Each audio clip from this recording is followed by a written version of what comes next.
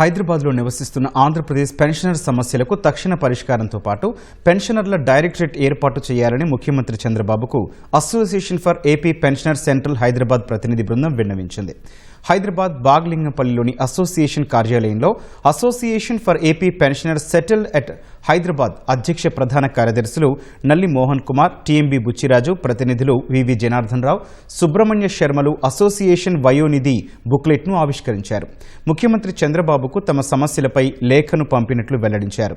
విభజన అనంతరం హైదరాబాద్లో నివసిస్తున్న ఏపీ పెన్షనర్లు అనేక సమస్యలను ఎదుర్కొంటున్నారని తెలిపారు. వేతన సవరణలకు సంబంధించిన పెండింగ్ బకాయిలను వెంటనే విడుదల చేయాలన్నారు. డిమాండ్ చేస్తాం. ఒక్కటి, మీరు నిమ్స్ హాస్పిటల్ తెలంగాణలో ఉంది. మా పెన్షనర్స్ అందరికీ నిమ్స్ అందుబాటు, సూపర్ స్పెషాలిటీస్ కూడా అందుబాటులో ఉంటుంది. ప్లస్ మా రేట్లు కూడా కొంచెం తక్కువగా ఉంటాయి. ఇతర కార్పొరేట్ హాస్పిటల్ కంటే రేట్లు తక్కువ ఉంటాయి కాబట్టి ఈ హాస్పిటల్కి ఎంపానల్ చేసుకోవడానికి ప్రభుత్వం కొంచెం చొరవ తీసుకుని హైదరాబాద్ సెటిల్ అయిన ఏపీ పెన్షనర్స్కి మేలు జరిగేట్టుగా చర్యలు తీసుకోవాలని కోరుతున్నాం. రెండవది, హెల్త్ ఇన్సూరెన్స్ అనేది 10 లక్షలకి హెల్త్ ఇన్సూరెన్స్ ప్యాకేజ్ కూడా ఇవ్వాలని కోరుతున్నాం. వాళ్ళకి వచ్చే పెన్షన్లో సగం మెడికల్ ఖర్చులు అవుతున్నాయి కాబట్టి హెల్త్ ఇన్సూరెన్స్ వలన కొంచెం సేవ్ అయ్యే అవకాశం ఉంటుంది. వాళ్ళకి కొంచెం కంఫర్టబుల్గా, కనీసం లాస్ట్ స్టేజ్లోనే కంఫర్టబుల్గా బతికే అవకాశం ఉంటుంది కాబట్టి కన్సిడర్ చేయాలని కోరుతున్నాం.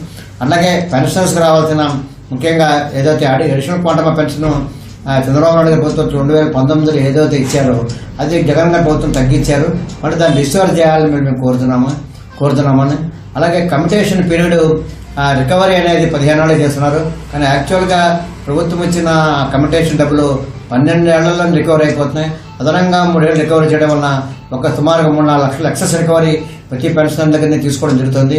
ఈ పెన్షనర్స్ ఇవ్వాల్సింది పోయి అన్యాయం చేస్తున్నారు కాబట్టి ప్రభుత్వం ఈ మా పెన్షనర్స్ ఇష్యూస్ అన్ని కూడా కన్సిడర్ చేయాలి.